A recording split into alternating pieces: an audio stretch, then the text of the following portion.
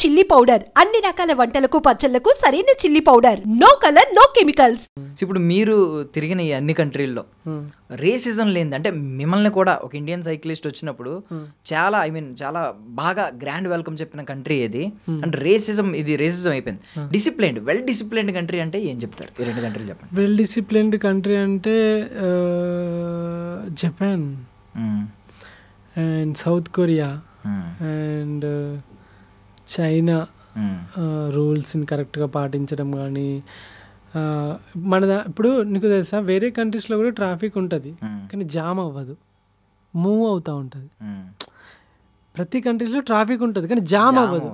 ఒకవేళ యాక్సిడెంట్ జరిగితే జామ్ అవుద్ది కానీ మెల్లిమెల్లిగా మూవ్ అవుతూ ఉంటుంది. ఇండియాలో ఏమవుతుంది అంటే మూవ్ అవ్వదు, జామ్ అవుతుంది. ఎందుకు జామ్ అవుతుంది అంటే చెప్తా.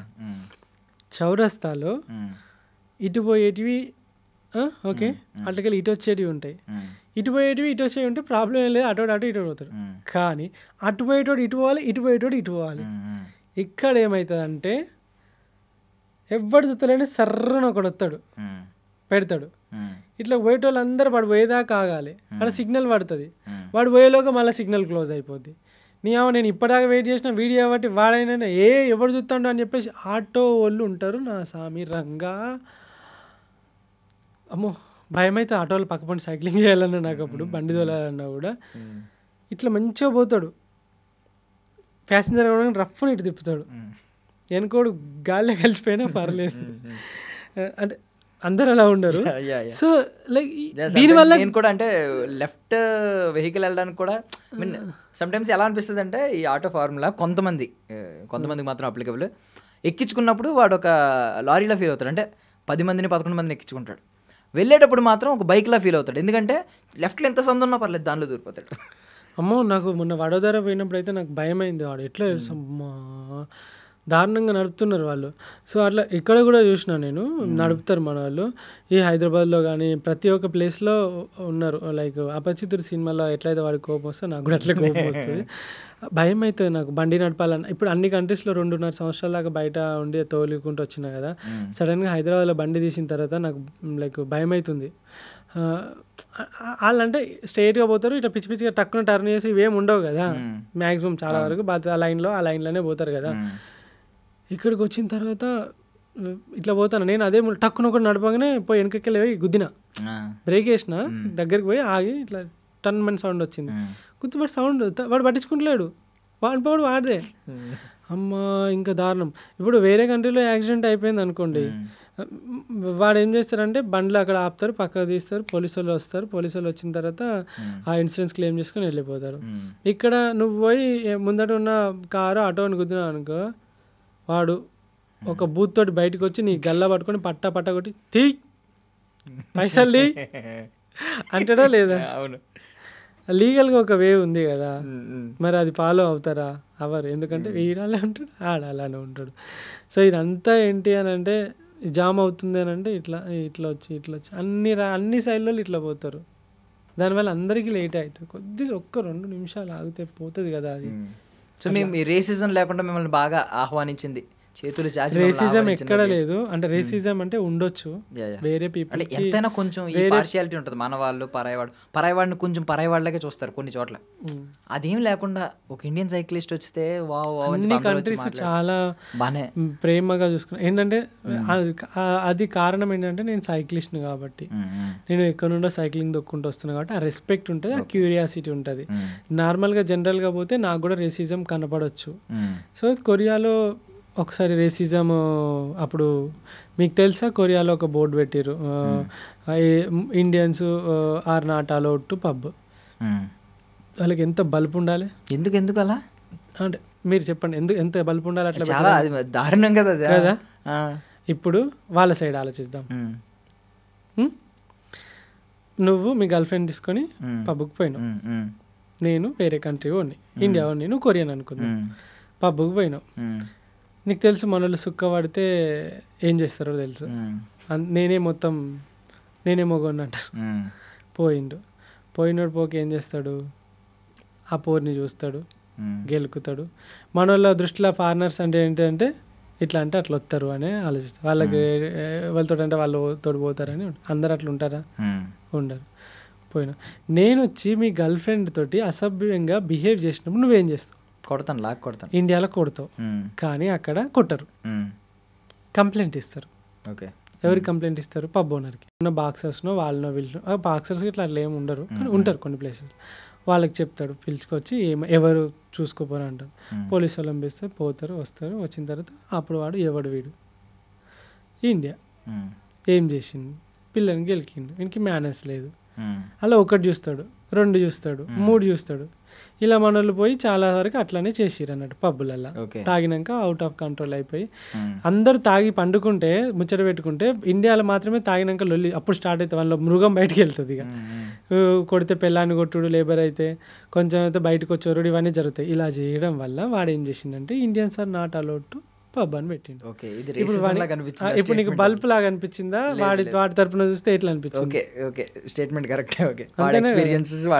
దీనికి ఇక్కడున్న మీడియా ఆ బయట dogs or Indians are not allowed to pub, దీని గురించి నేను విన్నాను. ఇక్కడ మీడియా అంతా ఇష్టం ఉన్నట్టు రకరకాల dogs are allowed but Indians are not allowed అని చెప్పి అది అప్పుడు బ్రిటిషర్స్ పెట్టారు. అప్పుడు పెట్టారు dogs and Indians are not allowed అని పెట్టారు. సో ఇక్కడున్న మీడియా ఏంటంటే ఆ కంట్రీని మొత్తం బ్యాడ్ చేసింది. మరి ఆ కంట్రీ అలాంటి డిసిజన్ తీసుకోవడానికి కారణం ఏంటిది?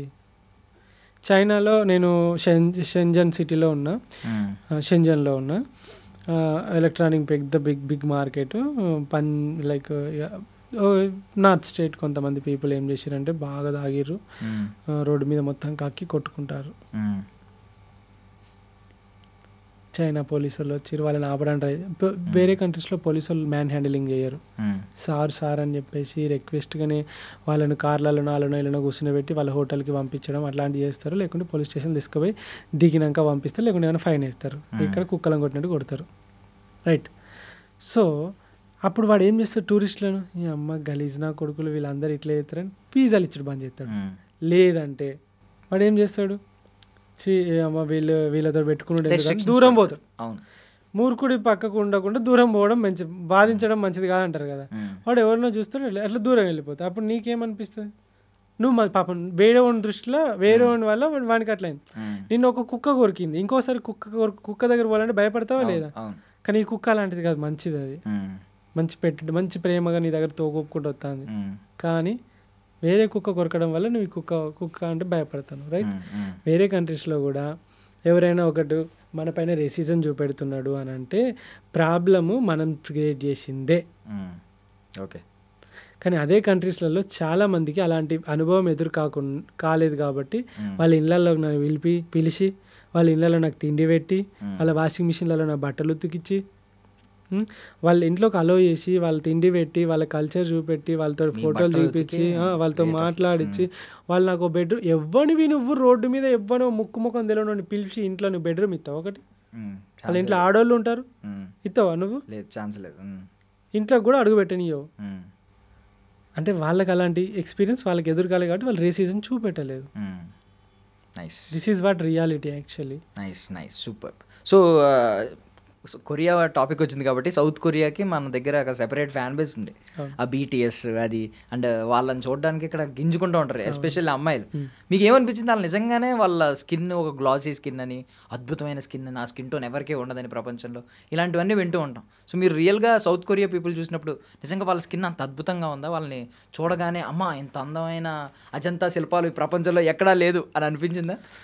అట్లేం అనిపించలే. వాళ్ళు ఏమంత అందంగా ఉండరు. ఓన్లీ ఇప్పుడు చెప్తా విను, సీరియస్గా చెప్తా విను. బయట దేశము ఇండియాలో ఉన్న సినిమాలు చూస్తుంది, ఓకేనా? సినిమాలు చూసినప్పుడు ప్రభాస్ని చూస్తుంది. అతను ప్రభాస్ని చూసి ఏమనుకుంటారు? ఇండియన్ అందగాడు, ఇండియాలో ప్రభాస్ లాగా ఉంటారు జనాలు, మస్తు ఉంటారు అని చెప్పేసి జనాలకి ఇండియా అంటే ప్రభాస్ గుర్తొస్తాడు. జపాన్లో ఎన్టీఆర్ అంటే చాలా ఇష్టం చాలా మందికి.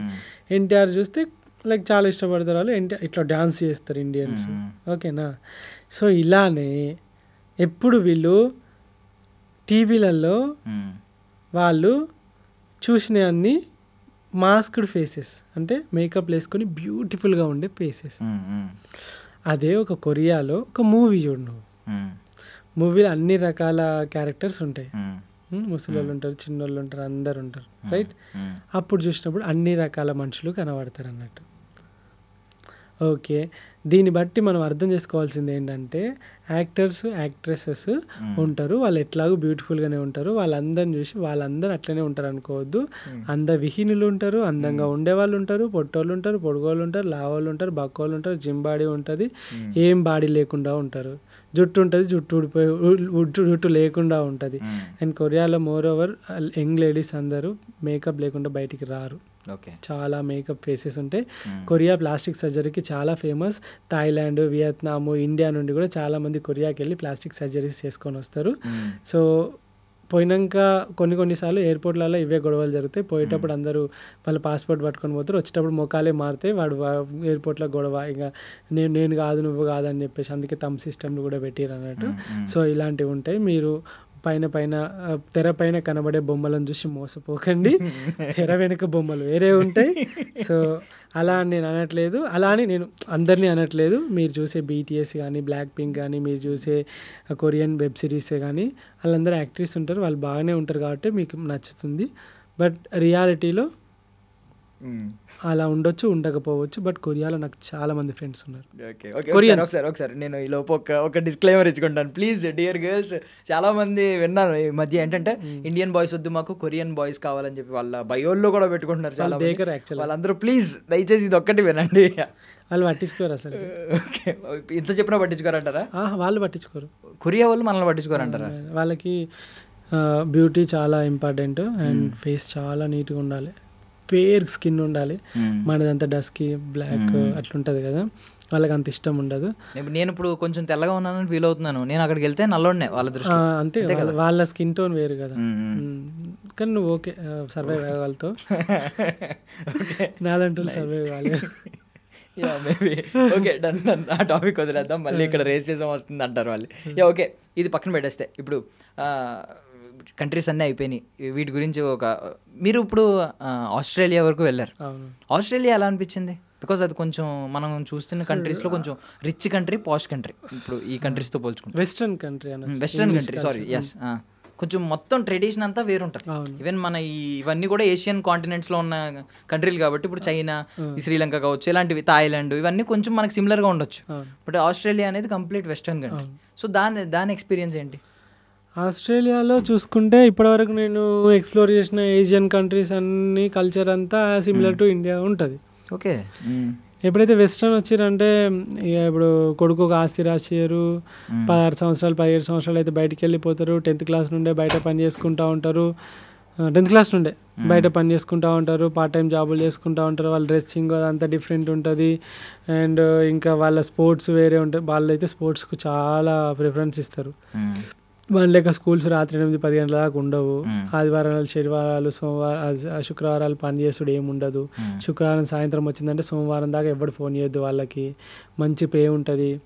అండ్ రిచ్గా ఉంటారు, మంచిగా వారం మొత్తం పని చేస్తారు, వారం తర్వాత ఆ డబ్బులన్నీ ఎగరేస్తారు పబ్బులలో అట్లా ఇట్లా మొత్తం. ఇంకా అది కల్చర్ అసలుకి కంప్లీట్గా కల్చరల్ షాక్ అంటారు చూసినావా, అట్లా అవాక్ అయ్యే షాక్ వస్తుంది.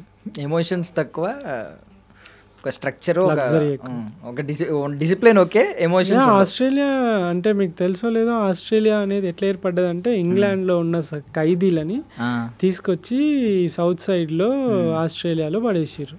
ఓకే, ఖైదీలని స్టోర్ చేయడానికి ఉపయోగించిన ఒక ఐలాండ్ అది ఆస్ట్రేలియా.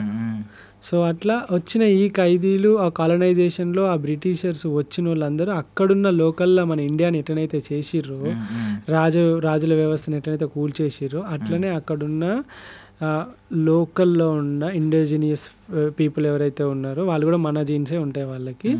సో వాళ్ళందరినీ కోత చూసి లక్షల మందిని చంపి అక్కడ మొత్తం ఆక్రమించుకొని వాళ్ళని బాలిసలు వేసి మంచి మంచి ప్లేస్లలోకి వెళ్ళి అందరినీ భయానికి వాళ్ళందరూ ఎడారి వైపు వెళ్ళిపోయి అట్లా తయారైన దేశం.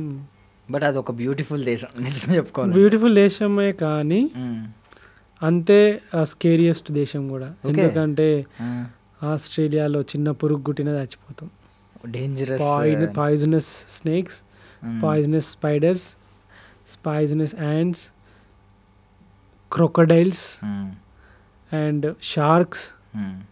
షార్క్ అటాక్స్ తోటి కొన్ని వేల మంది చనిపోతారు ఆస్ట్రేలియాలో సముద్రంలో బీచ్. అయినా ఈతకు పోతారు. నదులలో ముసళ్ళు తిని మస్తు మంది చచ్చిపోతారు, అయినా వీళ్ళు ఫిషింగ్కి వెళ్తారు. అడవులలో పాములు విషపూరిత కుడితే చచ్చిపోవడే ఉంటుంది.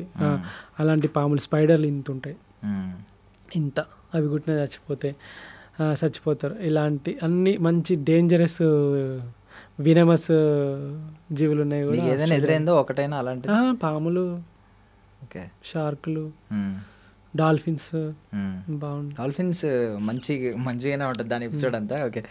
ఓకే.